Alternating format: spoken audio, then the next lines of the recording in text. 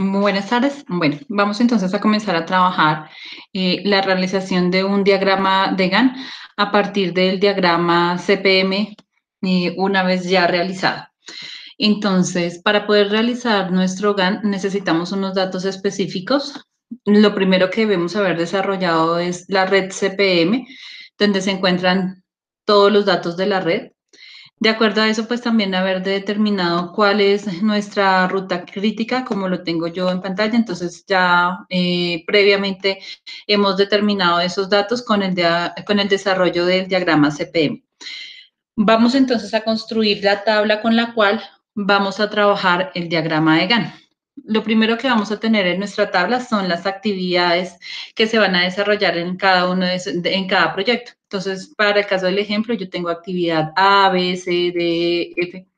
Pero si se trata de un proyecto, pues lo que va a ir ahí son los nombres de cada una de esas actividades. Por ejemplo, no sé, se me ocurre que vamos a hacer la fabricación de un tipo de jean nuevo. Entonces, su primer proceso será corte. Entonces, en vez de A, va corte y posteriormente, pues van todos los procesos relacionados a dicho proceso en sí.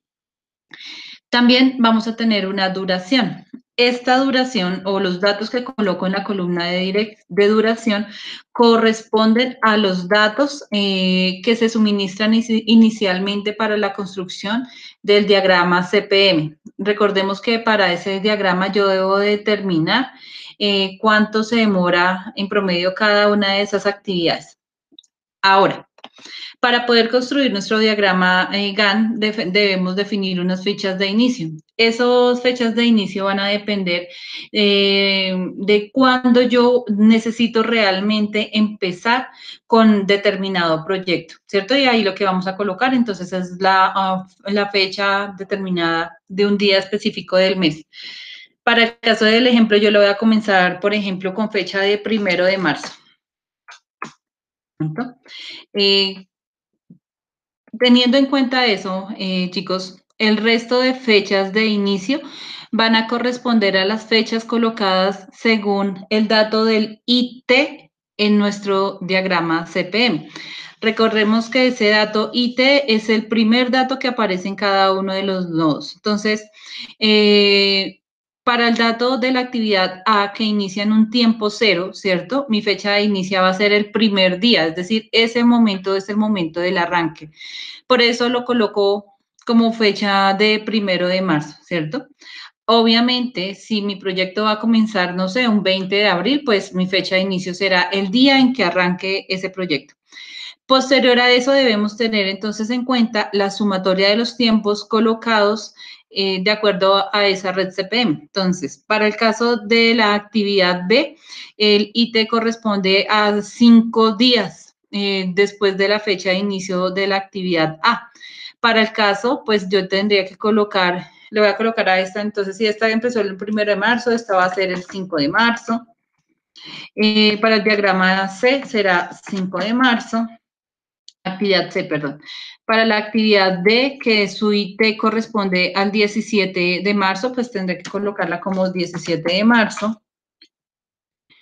Para el caso E, el IT es 21 de marzo. Para el caso F, el IT es 21 de marzo. Y para el caso G, 30 de marzo.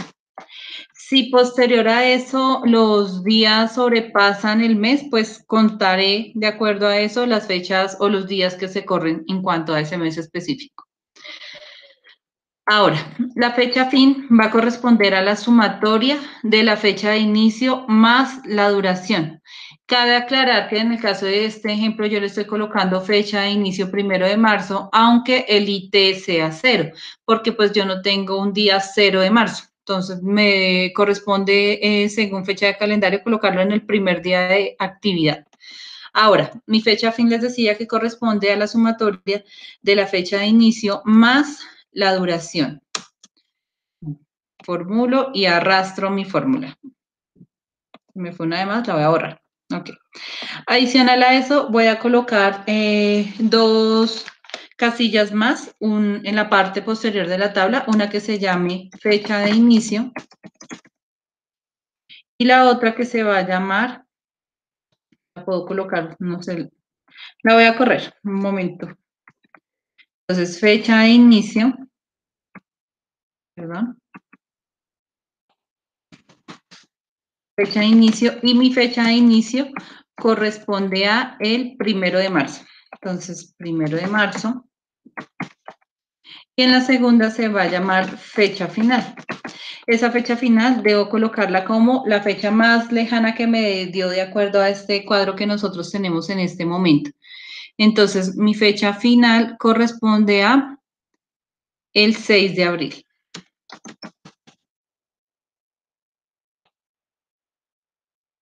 Bueno, adicional a eso, debemos entonces transformar estas fechas en formato número.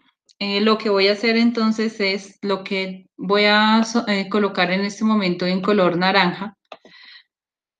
Para el caso de fecha fin ya me apareció número porque la celda está formulada, pero bueno, vamos a verificar que haya quedado bien y cómo se hace. Entonces lo voy a hacer con la fecha de inicio que todavía está con formato fecha.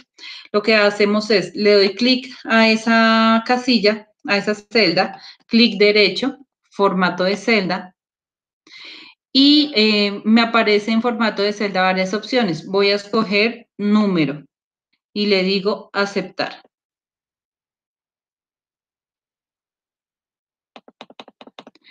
Y bueno, la fecha final pues ya está formulada, pero se hace de igual manera. Teniendo ya esto, chicos, entonces ahora sí vamos por favor a proceder a realizar nuestro diagrama de Gantt. Para ello, en la parte superior de la pantalla dice insertar, entonces le doy insertar gráfico de columnas o barras y me voy a ir donde dice barra en 2D, barra apilada. Mi formato está en blanco porque no he todavía tomado datos. Ahora, teniendo ese formato en blanco, en la parte superior de la pantalla dice seleccionar datos. Le doy clic en seleccionar datos y me dice entrada de leyendas o series.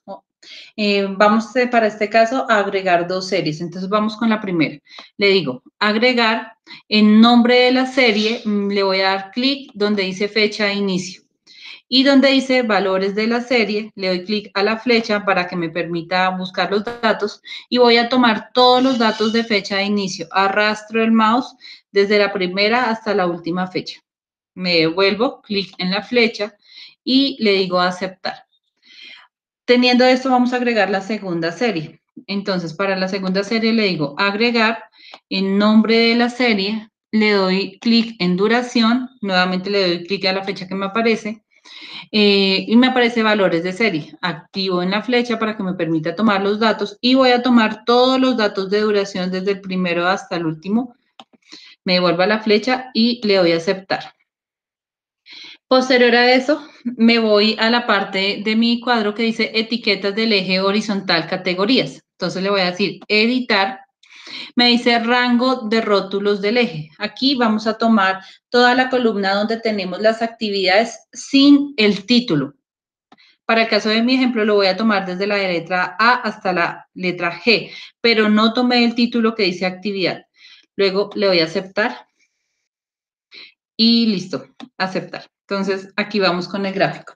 Bueno, vamos a hacer unas modificaciones en cuanto a este gráfico y es, por ejemplo, que me falta colocarle el título a mi gráfico. Para ello, en la parte superior del Excel tenemos activada la vista de diseño. Si no la tengo activada, pues por favor la buscamos. Ahora, por acá me aparece en la parte superior izquierda una casilla que dice diseño rápido. Entonces le voy a dar clic ahí para que me permita ver las opciones. Vamos a escoger alguna que nos permita darle título. Yo voy a irme por bueno, verifiquemos si esta. Me voy a ir por la primerita que me aparece. ¿Listo? Entonces ya me activó el espacio para título de gráfico y ahí yo le voy a decir diagrama de Gantt.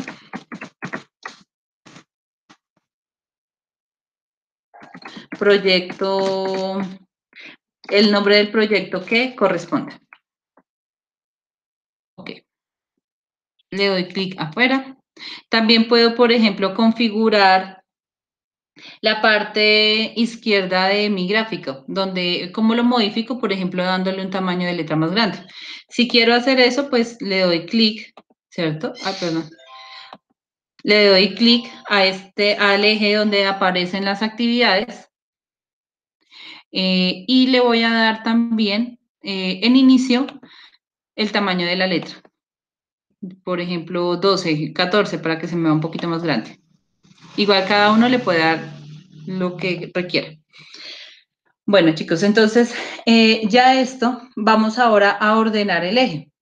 Para eso damos clic derecho en el eje de actividades. Entonces, tengo mis actividades, le doy clic derecho.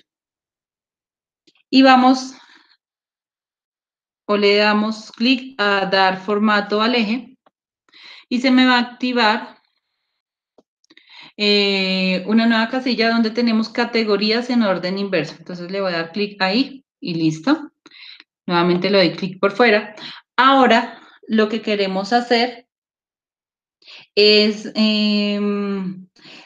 ordenar o alinear cada uno de los datos a las fechas reales de inicio. Para ello, le voy a dar clic a las barras azules y me va a activar nuevamente unos nuevos elementos. Para el caso, le voy a dar clic a dibujo donde está el baldecito y le digo que me dé sin relleno. Ok. Listo. Así nos va entonces ahora quedando nuestro formato. Bueno, ahora vamos a seleccionar el eje superior, donde se encuentran las flechas. Le vamos a dar, para el caso, clic derecho, dar formato al eje y me aparecen los límites, donde tengo un límite mínimo y un límite máximo. El límite mínimo va a corresponder al valor numérico sobre el cual transformamos nuestra fecha de inicio. Entonces, en fecha de inicio me aparece el número 43.891. Ese es el valor que voy a escribir allí, 43.891. Y en el final me aparece 43.927 en máximo. Y ese sería el valor que le vamos a colocar ahora, 43.927. Le doy clic por fuera y eso hace automáticamente que se me active ya mi gráfico. Bueno, digamos que esta es como la parte esencial de los diagramas de Gantt. De ahí ya es poderle dar cada uno, pues, los colores característicos que quieran, darle fondo, etcétera. ¿Qué vamos a entender con respecto a este diagrama de Gantt y lo vamos a analizar?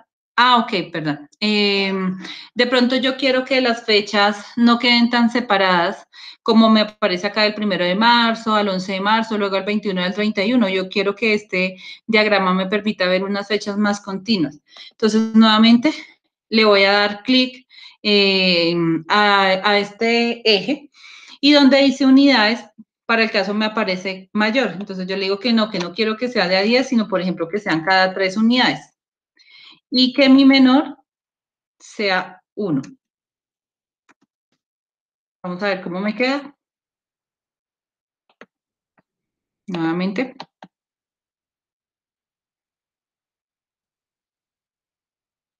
Entonces quiero que mi mayor sea 4 y mi menor,